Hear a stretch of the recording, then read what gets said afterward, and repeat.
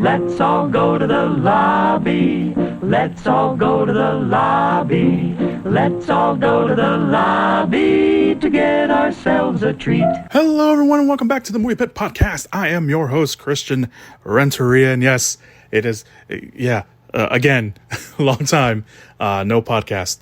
And I'm sorry for that, but we're just gonna keep going. I'm not gonna acknowledge it too much because it might happen again. Who knows? No, I got summer coming up, so I will have more episodes come up throughout the summer. Hopefully, no, not hopefully. I will, but that's not what we're here to talk about today. This podcast is coming out a little later than I had intended, which means we are halfway through the year. So I think it's perfect time to look at the year so far and talk about some of the movies, pretty much all the movies. The way I kind of wrote this outline ended up being all the movies that I watched. I'll get more into the ones I actually liked and kind of my favorites and stuff like that. And of course, the movies that are going to come out for the rest of the year. Even when I get into those movies that I really liked, I won't get into them too much, just because some of these movies I will be talking about on other episodes, and then obviously I don't, kind of want to repeat myself by year's end and pretty much say the same thing over and over again with the episodes that are coming out next. There have been some great movies so far this year. I do feel like, unlike last year where we didn't really have a good crop of movies come out until March, maybe even into April, this year there have been some pretty great movies, some decent movies that started off the beginning of the year and went on. So that's obviously a very good move. We had some anticipated movies that were scheduled to come out last year finally come out this year. Movies that have come out from nowhere, a return to form for certain cinematic universes, sequels, remakes, sequels to movies we thought we wouldn't get, and movies that we undoubtedly or will undoubtedly rather be on people's end of the year list no matter what, and of course a few re-releases as well. But before I get to the list of movies, there are movies that I have not watched this year that I want to emphasize the word yet, because I will watch these movies. Some of these movies are actually have been on my watch list and I want to watch them. I just didn't have the time, couldn't get to the theater in time.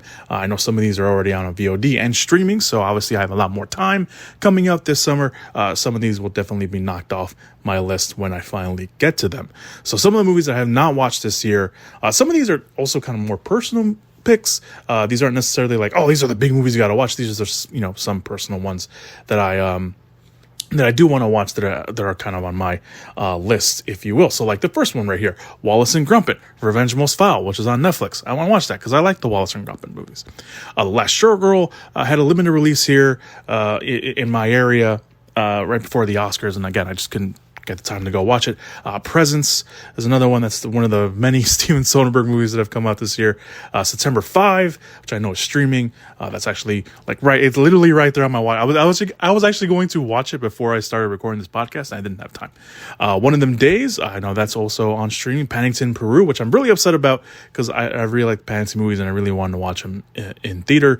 My Dead Friend Zoe, Queen of the Ring, because I am a wrestling fan and I just didn't have time to watch it. The Electric State on Netflix, even though I hear nothing but bad things. But I don't know if that's just because the movie is bad or because people just don't like the Russo brothers. Sometimes the two aren't mutual, guys. Sometimes the two aren't, the same thing. But I still want to watch it just because it's on Netflix. It's free. I can watch it at home. Snow White, which I've heard people say that Rachel Zegler is good in it. The movie itself is not great, but I still want to watch it because I watch everything, or not everything. I watch most stuff, so I want to watch it. Death of the Unicorn, Minecraft. Yeah, even though I know it's the best, or not the best movie, I should not say that. It is the most successful movie at the box office this year, from what I've heard, or from what I've read, and we've all read. I had no intention of watching it. Really, there was one trailer that I thought oh, that's pretty good. And then everything that has come out through it has just not looked great, not really appealing to me. If I do cave, it will probably be near the end of the year, but I have no intention of watching Minecraft at all anytime soon. Last Bullet, which is a movie on Netflix, which I part of a French series that I really want to watch, or that I have enjoyed watching, and I want to watch this one obviously because it's the last. I think it's the last one, or it's at least the third in the trilogy. Clown in the Cornfield, which I heard some pretty decent things about. Friendship, which I've also heard some great things about. Lilo and Stitch. I haven't had time to go watch it. I'll probably end up watching that when it comes out on Disney Plus at some point. And Karate Kid Legends, I have not gone to the theater and watched yet either. So that is the list of movies that has come out. And like I mentioned, it's a big list. I will get to those movies. A lot of them I have already scheduled to line up and watch once I have more free time on my hands. All right. Let's get to the watch list. Basically, my watch list of movies of 2025. I will go month by month just because it's a little easier. So obviously January, I started my 2025 watch list of new movies with Donnie Yen's newest film, The Prosecutor, My Brother and I, which happens to happen a lot when these movies come out. My brother and I, only non-Asian people in the theater, but everyone seemed to have a good time watching this, and I had a good time watching this, and I love Donnie Yen. I love his movies, so really cool. So I really like that. The rest of January, Den of Thieves, Pantera, Mel Gibson's newest movie, Flight Risk, Nell Will Nell's new version of the classic Universal monster in Wolfman, and the early surprise of the year, I think for a lot of people, Companion. Really dug Companion. I think it's such a smart movie. Definitely one of my early favorites of the year so far. It's just a really smart movie. It really lends itself to multiple watches because you catch certain things. Obviously the whole thing about Companion, especially the last half of the marketing push for Companion, was that it gave away a little bit more of what the movie was, and I think everyone jumped on the trend of trailers giving too much away. But I think even knowing the twist of the movie going in, I don't think it ruined the experience because there's just so much more to the movie that was not given away in the trailers. So I really like Companion. I think it's one of their early favorites. I do think Companion will definitely be on people's end of the year list by the end of the year, and if not, I highly recommend you guys watch that before the end of the year as well. We also had a re-release this month in Seven, which I went to go watch, which was very good. It was my brother and I and one other dude in an IMAX theater at a 7:00 showing, which February started off pretty decent. Kiwi Kwan's getting his lead role with Love Hurts, the action romance comedy, if you will. The romance angle didn't really work for me personally in that movie, but it is what it was. It was what it was. Another genre blend movie was Hard Eyes, which was a horror romance movie, which I had a lot of fun with, and I think this is definitely one of my surprises of the year. Would definitely be one of my surprises of the year when we get to that episode, of course, at the end of the year. But Hard Eyes is definitely one of the surprises of the year so far for me. The much divisive Captain America: Brave New World, which I did an episode on, and my feelings are still pretty much the same on that. I did watch it again in theaters, but my feelings were still pretty much the same from the episode that I watched. The episode that I didn't put out to when I watched it again. Apple TV also released The Gorge with Anya Taylor-Joy and Miles Teller, directed by Scott Derrickson. I talked about my feelings on that one, the same episode I did Captain America. So if you want to go check back on that episode, that might have been, I don't think, oh God, was that the last episode I released? I might have been. I don't know. No, it wasn't the last episode. Probably the second to last episode that I released. So you won't have to scroll back that far to find that episode. Oz Perkins returned with The Monkey, which I enjoyed for the most part. I think some of it, tone-wise, it just didn't work that well, but I think for what it was, I think it was pretty fun. Cleaner, which is a limited release movie that starred Daisy Ridley. Got a limited release, like I said. All I will say is we need Ridley back on the big screen. Daisy Ridley is so good, and even in a movie that wasn't that great, she was the best part in it. So yeah, I think we need her back in theaters, or back in any sort of movie. I think we need that. Streaming wise, Netflix had a Mexican action movie called Counter Attack. At least that's the dubbed version, obviously, the subtitled version. Following an elite squad of soldiers who come under attack from a cartel. It's very thin on the story, but the action isn't too bad. Its pacing is really good, so it keeps moving and moving. It's not that long of a movie either. It's not even an hour and a half long, so it's like an hour 20 something. So it's again, put it on. It'd be great. It's fine. Friday night, got nothing else to watch. Want to watch something new? Put that on. March, right off the bat, the much delayed Mickey 17, directed by Jung Ho, finally came out. and it was fine. Another very divisive movie that have come up. Some people really like it, some people don't. It's just one of those movies where I think you kind of had to be in the mood for it, or kind of, I don't know. It's just one of those movies where I think if you really get into it and you dig it, you're gonna dig it. If you're not, then it's just gonna be one of those movies where you're like, what happened? But I enjoyed it for what it was. I think pacing wise, it does fall into that a little bit, but I did enjoy Mickey 17 for what it was. Definitely would not call it a disappointment like a lot of people have, but that's just my opinion. Novocaine, starring Jack Quaid and Amber Midthunder, also fine. Steven Soderbergh back again behind the camera very early on. He's got a couple movies coming out this year. Second one rather, because Presence was first. Second one was Black Bag. Just took people by surprise, myself included. And you got Michael Fassbender in there. You got Kate Blanchett in there. A bunch of other great actors in there as well. And very, very adult, as people were saying, adult spy thriller, because that's what it was. It wasn't flashy. It was just a kind of classic spy thriller for all intent and purposes, and it was pretty great. And then on my birthday weekend, the end of the month, we had Jason Statham and David Ayer returning for A Working Man, which not that great. It was not as good as The Beekeeper. A completely different movie, completely different vibe, but it just wasn't the same. Even though, again, not the same movie, just didn't feel the same. It wasn't the same as The Beekeeper. I wasn't expecting another Beekeeper, but I probably was. But I don't know. It was fine. Streaming wise, Netflix had Demon City, which at the end of the day, I was not a complete fan of. Once you kind of sit back and start questioning some of the story and character choices, I had a lot of questions on that one, and it's not what I wanted. But anyway, let's move on to April. Started off strong with the re-release of Princess Mononoke in IMAX, which I went to go watch. It was great. It was a packed theater. Everyone enjoyed it. Heard some people saying this was also their first time watching it, which I thought was really cool. I hadn't seen it in a very long time. I saw Princess Mononoke very young, and I honestly, when I was rewatching it, I was like, I don't remember a lot of this movie, and to experience it, I guess you could say really for the first time again, I thought was really great. And especially to see it in IMAX, which is awesome. Let's start with streaming here. Netflix had a movie called Ad Vietnam, which was a French movie. I think it needed a bit of a punch, but I thought it was fine, again, for what it was. But more importantly, they released Havoc with Tom Hardy, directed by the Raid director Gareth Evans, which I thought was a little bit messy in terms of story and everything else. But when the action came on, oh man, that action, it hits so, I just yelled into the microphone, I'm sorry. It hits so well. It really does. When the action is on, it is really, really good. So yeah, I really liked Havoc. Definitely going to watch that again. I haven't rewatched it again, but it's really, really good. It's really, really good. Prime Video released G20 with Viola Davis as the president of the United States, who has to stop Homelander. Not Homelander, but the actor who played Homelander, Anthony Starr, when he attacks and takes over the G20. That was also fine. I didn't really... I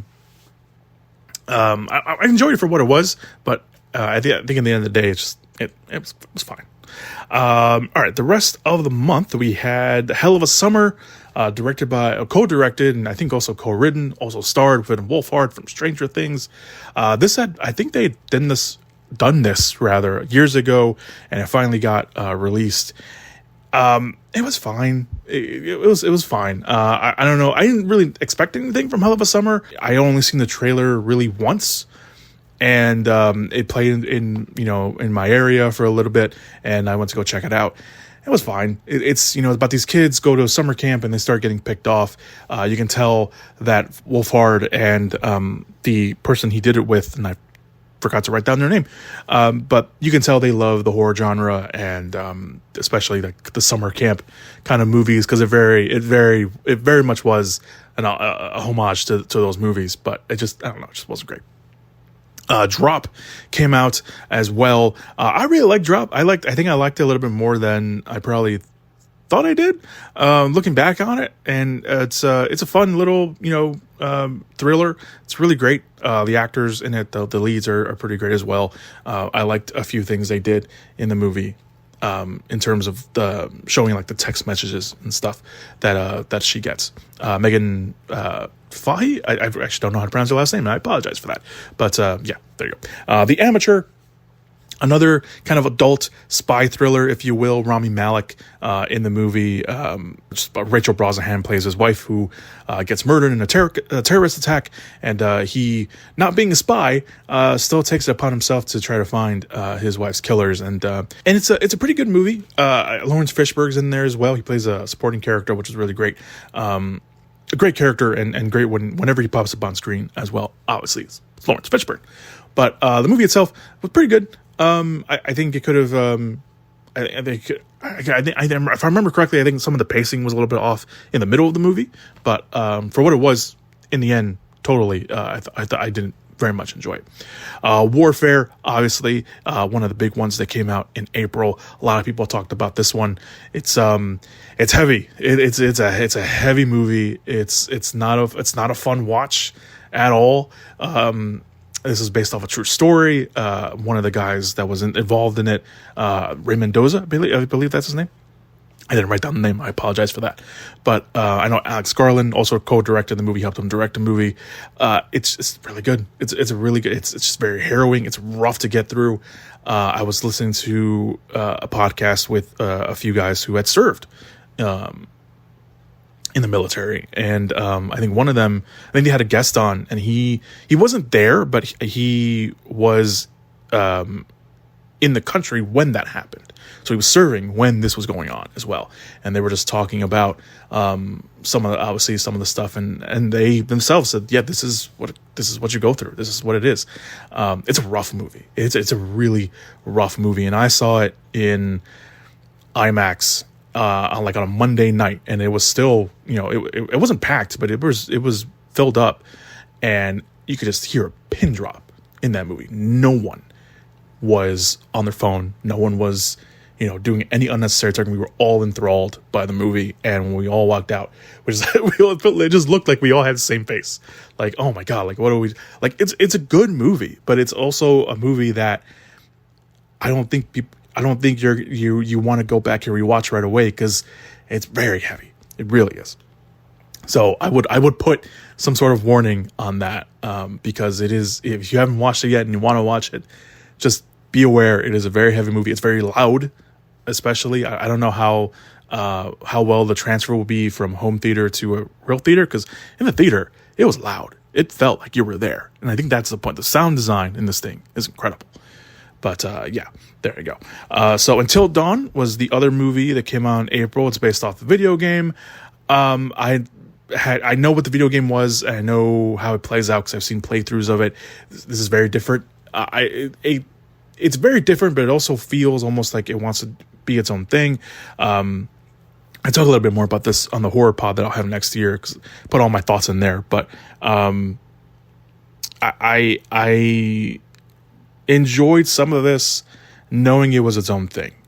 So my enjoyment of this comes more from watching the movie, mainly having that be the prime source of knowledge and lore and everything, than the video game. The movie itself is fine. It's not great. There's some great moments in it, but overall, it's whatever.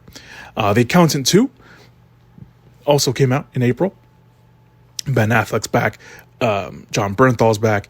This was a lot of fun. Tonally, it's very different from the first one. Movie itself is pretty good. Not a lot of accounting going on. There's probably one scene of accounting, couple of scenes of accounting.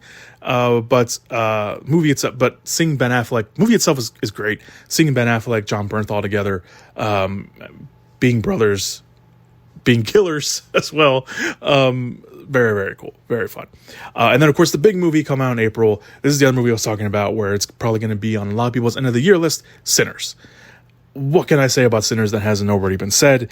What can I say about Sinners that I don't want to give away from my horror pod in October?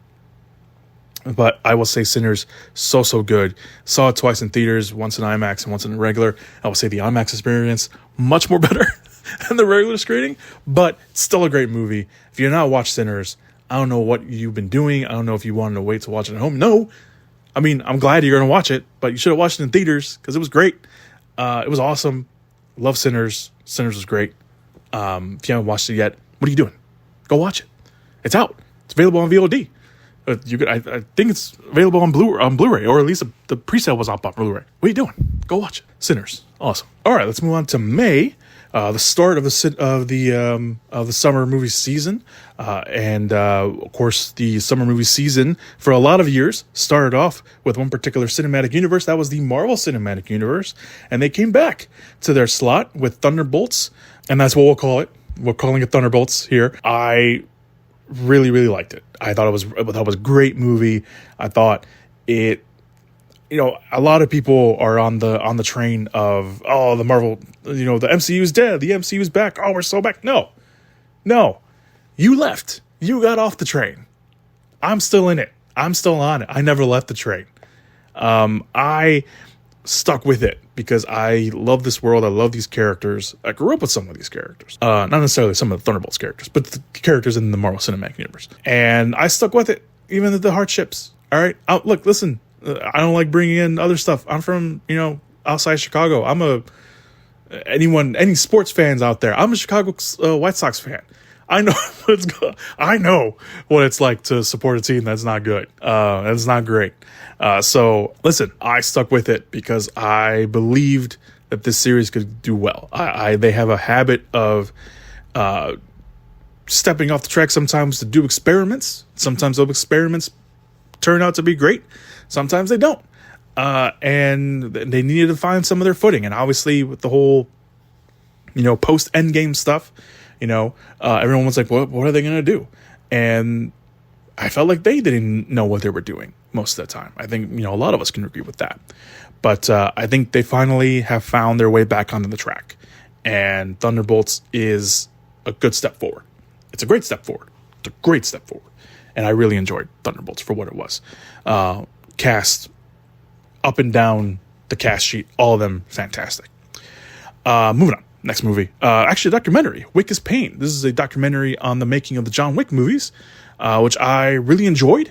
I didn't know kind of what to expect. I don't know, maybe I expected a little bit more from the documentary, but I liked what we got.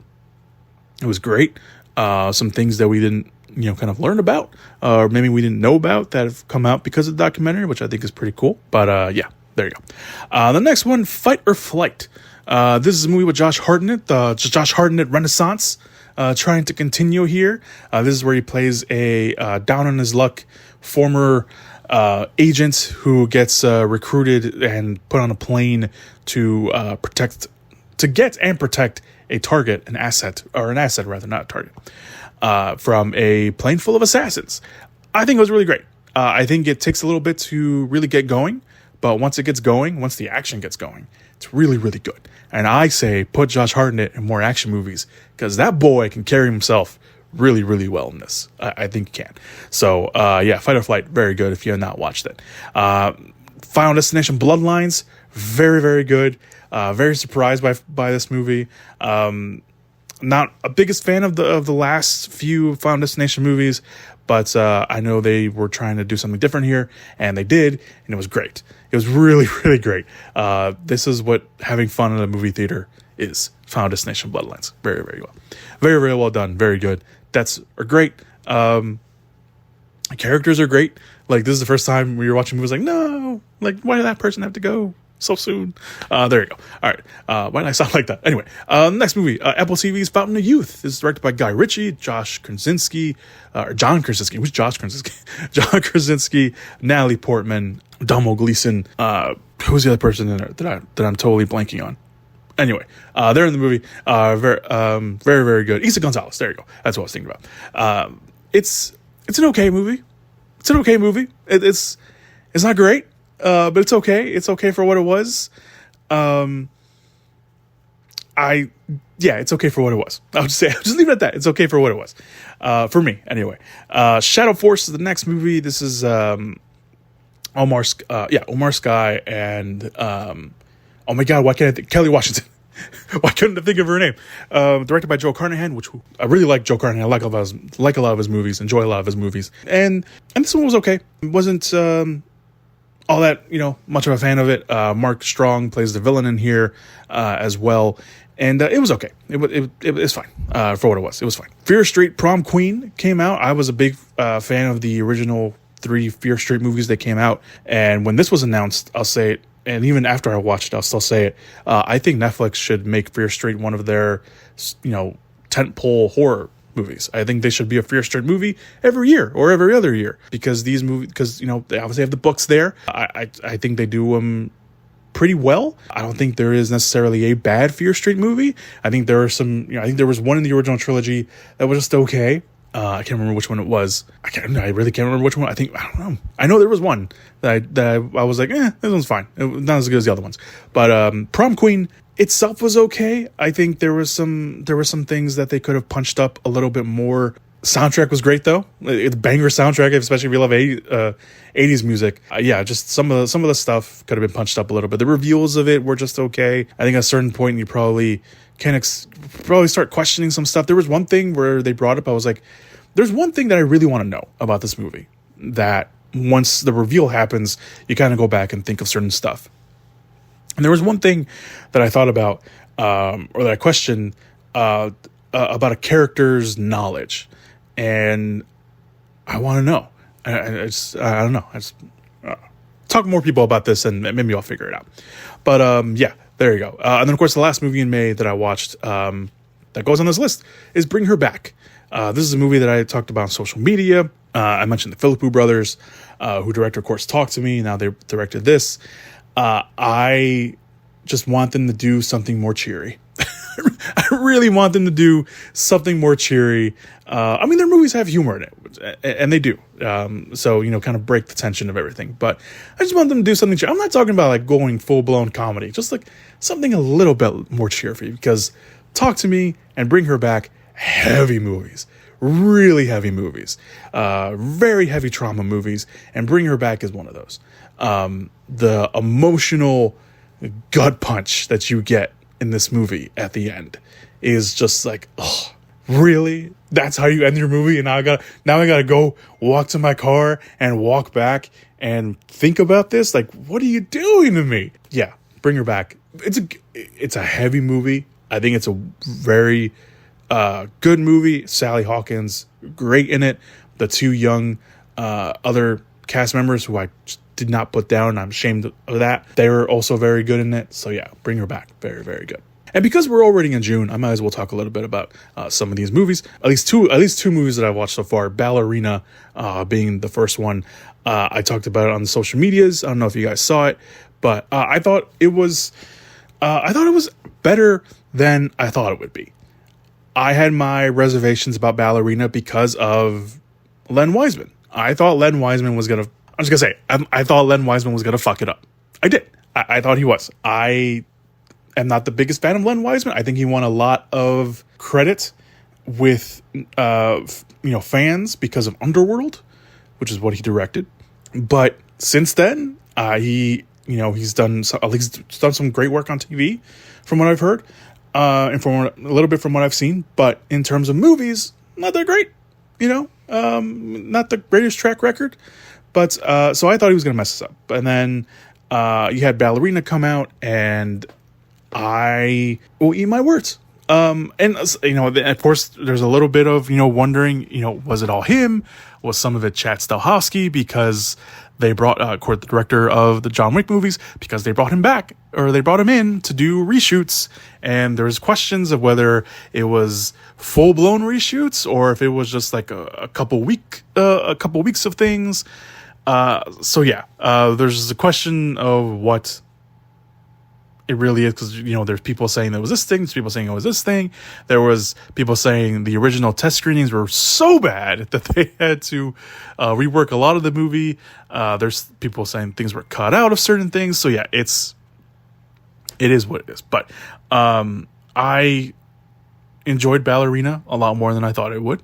It's still not a overall awesome movie, not like the John Wick movies. It is very good. I think the story was very messy. That's what I was trying to say. The story is very messy. I think the story could have been good if they punched it up a little bit.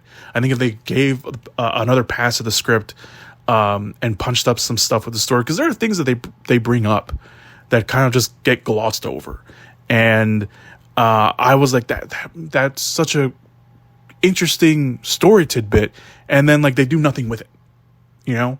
They just gloss over it really quickly, or they resolve it a little bit too quickly, or they don't really go into it a lot. But when the score pops in and when the action starts, it's freaking awesome. Yeah, I don't know how I feel about it, but I do want to watch it again. I think that was one of the very rare times where I watched a movie this year where I watched a movie and was like, you know what? I'll watch that again. Yeah, I'll watch that again. I've had that happen a couple times so far this year. Obviously, Sinners was one of them. Companion was another one. Although I didn't watch Companion again in theaters, even though I wanted to. But yeah, I'd go watch it again. I did. Yeah, I would. All right. And the next one I want to talk about, since we're already talking about it here in June, is Predator, Killer of Killers. It's the animated anthology movie on Hulu. It's really, really good. I very much enjoyed it. I have become a fan again of the Predator series, because it's just really good. I think Dan Trachtenberg, who directed Prey, he's directing this. He'll direct Predator Badlands, which comes out later this year. I think he has such a great grasp on what the Predator universe is, and I'll just give it to him. Just let him do anything he wants to do in this universe, because he knows it. He has he's good at it. With Prey and this, and he told 3 different four, really, when you look at it, when you watch the movie, the 4, you'll know what the 4 is. He just knows it so well. And to do 4 distinctive stories, a Viking tale, a feudal Japan tale, and a World War II tale, and then how everything comes together with that 4th story, I think he does it so well. He knows what he's doing. So I really liked Predator, Killer of Killers. It was very good. The animation was great. Yeah, I really liked that movie. So, all right, that is the watch list. So also re-release, another re-release I was going to do here, of Dogma. I saw the re-release of Dogma. Great. I hadn't watched Dogma in years. I watched it probably younger than I probably should have for the first time, and I rewatched it again. I actually forgot how long it was. I didn't think it was over 2 hours long, and I really enjoyed it. I thought it was really great. I did. I'm pretty sure I liked it when it came out, and then watching it now, I thought it was still pretty great. Okay, so obviously I've recorded some of this a little earlier than I wanted to, and then now later than I wanted to. So I have seen The Phoenician Scheme now. Not my favorite of the Wes Anderson movies, but it is kind of a return to form for him personally. For me, I've seen Life of Chuck, which I absolutely adore. I've heard so many good things about it, and then to actually finally see it was a whole other thing entirely. I'm still thinking about a lot of parts about that movie. Materialists, which I know had a lot of complaints about it because of the marketing and everything. I thought it was fine. This is actually my first exposure to Celine Song, because I have not seen Past Lives yet. Still, I know, stop yelling at me. I'm going to get to it, because I've heard so much good things about that movie that I have not ended up watching it. And I wanted to watch it before Materialist, but now that I've seen Materialist, I will watch it now to see which one is the better of her movies. I know both of them were good, but just wanted to see what it's all about. A personal pick of mine, Diablo. This is a martial arts direct-to-video movie with 2 greats, Scott Adkins, Mark Russell, if you know anything about that. Anytime those 2 are together, it's going to be good. Anytime you got Scott Adkins, he's been labeled the king of a direct-to-video martial arts movies, and there's a reason for that, because he is the king. He is it. And this is a little bit more of a different role for him in terms of what he's doing in the movie. If you've seen enough of his movies and then you watch this one, he's kind of playing it very differently and a little against type from what he usually does. And DeMarcus Roar, obviously a rising star in his own right, and getting to see those 2 on screen again is very, very cool. I saw How to Train Your Dragon, the live action movie. My only connection to this series is this: I have not seen the animated movies. I actually wanted to watch the animated movies before I got to watch this one, and I couldn't find the time. And I do still plan on watching the animated movies. I've seen the live action movie. I really liked the live action movie. I thought it was very well done. The reception from fans who have seen it also seems to be pretty consistent. A lot of them really like the live action stuff. Obviously, there's a lot of one of the big ones is obviously the casting of Astrid, which I won't get into. I'll just say it's a dumb argument because it's just dumb. Why are we complaining about that? Not the first time we've talked about obviously a race swap for live action, and that just stop. There's other things to complain about, especially now. But I really liked How to Train Your Dragon, the live action remake. I will go and watch and visit the animated movies. But in terms of this, I really like this movie. I thought everyone was great in it. The special effects are great in it. I really dug it. And then recently, because I am still obviously updated, still editing this, and I can put this on here. 28 years later. I really like 28 years later. I stand by what I said on social media where I mentioned that I can see why people didn't like it, but I personally really liked it. It wasn't what I thought it was going to be. I think that's going to be the main thing, that it's not what people thought it was going to be based on the trailer, the excellent trailer at that. But the movie itself is very good. I think if you go back and remember and revisit 28 days later, I think it matches to what Danny Boyle and Alex Garland were doing with 28 years later. They could have taken the easy route and made this a straightforward action zombie survival movie, but that's not even what 28 days later was about. And now 28 years later, sorry, it's more than that. It's a bigger scope of what that originally was, and I really liked it. I liked what it ended up being, even though the tonal shift at the end was unexpected. And I think some people, when they saw it, didn't get it. I think some people are still trying to figure it out. And I think now they're figuring out what it is. I think it's kind of an interesting conversation to have. But, we'll see what happens with that. But yeah, okay, those are the movies I've seen so far. Now we can get to the movies that I'm still looking forward toward for the rest of the year. And a lot of these are obviously straight to the movie theaters. There are some streaming movies that I hope I think I got some of them on here. I don't think I got all of them on here. I know there's one definitely that I got on here that I want to talk about. But a lot of these are theater releases because obviously streaming movies, they don't necessarily have, a lot of them don't necessarily have release dates that are coming. So bear with me on that, obviously. So we'll start with July, of course. Jurassic World Rebirth. It's dinosaurs. It's more dinosaurs. It's more terrifying, horrifying looking dinosaurs. So what's not to like about that? Of course, Superman, James Gunn's new DC universe, kicks off in theaters. It's already kicked off on the streaming services with Creature Commandos, and I guess you can also count Peacemaker because they're blurring the line. It's kind of like the bridge of his stuff, of his universe. I'm excited for it. I've been looking forward to this. I know people aren't going to give it a fair shot because of why, and that's unfortunate. But and it's going to suck you in more that people aren't going to give this a fair chance. Even if this movie's really good, even if everyone says this movie's really good, there's always going to be that small portion of the fan base that is going to be toxic and is going to denounce anybody and denounce this movie without even watching it, without giving it a fair chance. I am looking forward to it. A lot of it looks like it's ripped off right from the comics. So I really like, I really liking what I've seen so far, and I can't wait to watch the whole movie. We'll stick with comics. Fantastic Four First Steps. Marvel has already had Thunderbolts in theaters this year.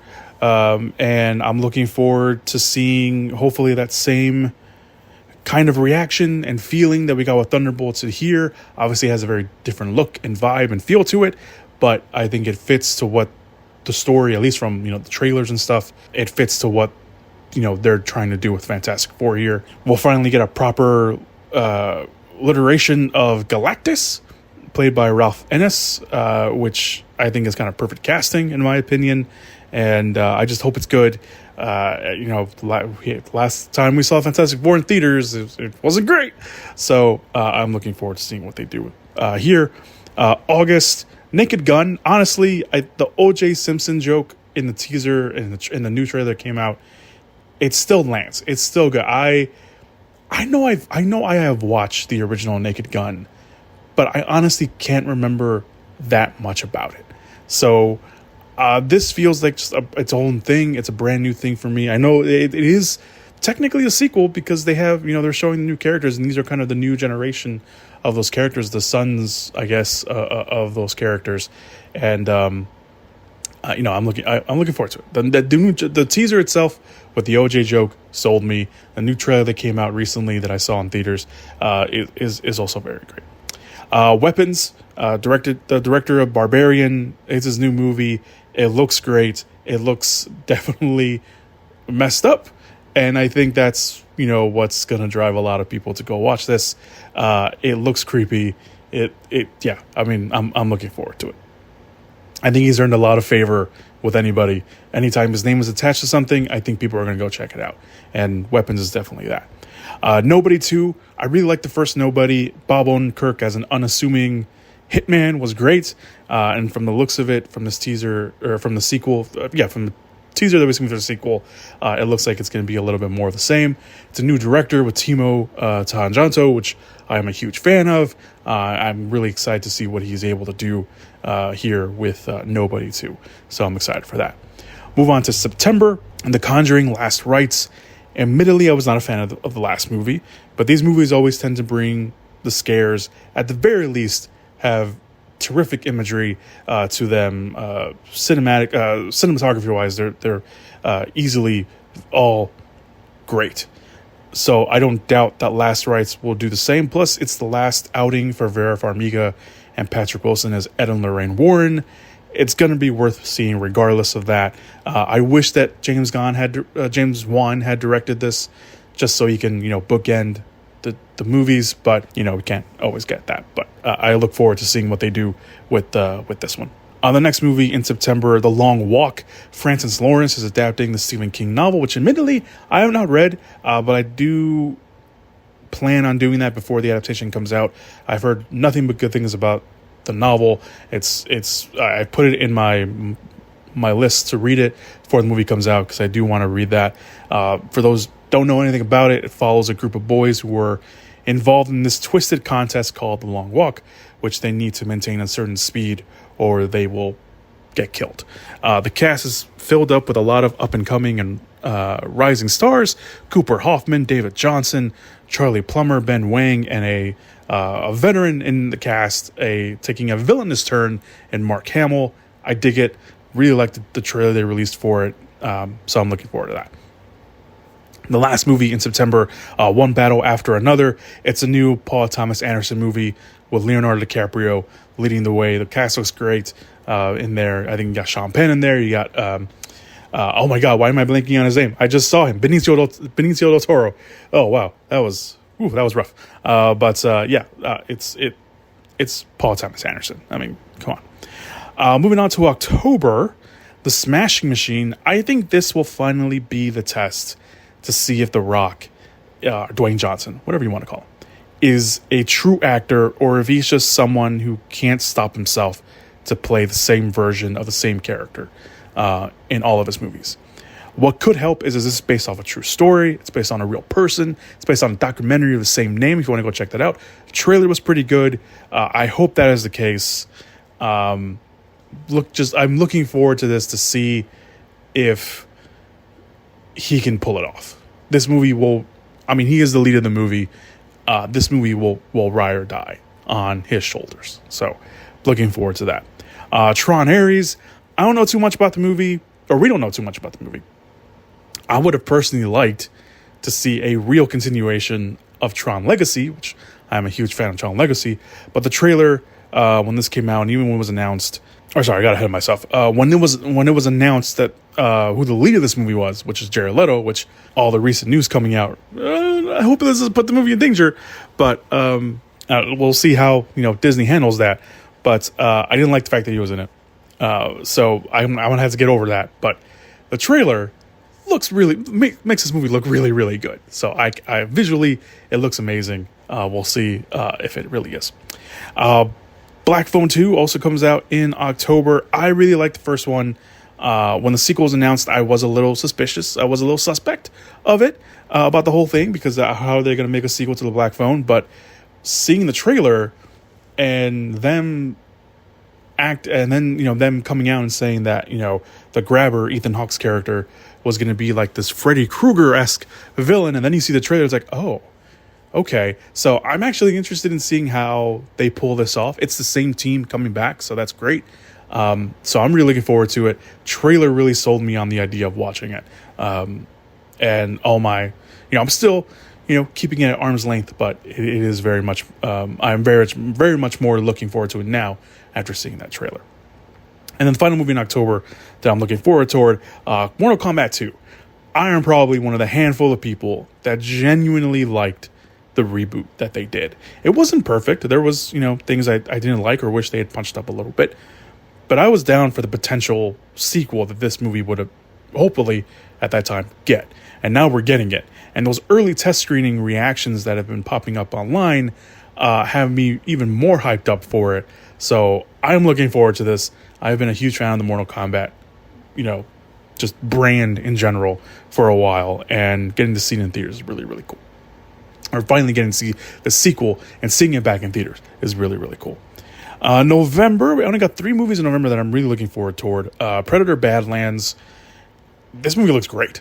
It's Dan Trachtenberg, who directed Prey. He also directed Predator, Killer of Killers, which we talked about briefly. This looks great.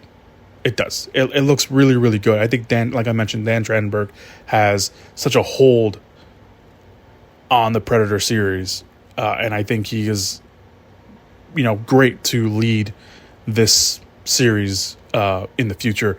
And hopefully Predator Badlands will continue that, and fans will come out and allow him to do whatever it is he wants to do with the Predator series. The Running Man, this is the new Edgar Wright movie. Got Glenn Powell in there. Got a great cast in there as well. I'm looking forward to seeing what they do. I think they mentioned that it's going to be a little bit closer to the book and not necessarily the Arnold Schwarzenegger movie that came out. So I'm really looking forward to seeing what that. I just want to see something in terms of footage for me personally. But I still put it on the list because it's Edgar Wright. I love Edgar Wright.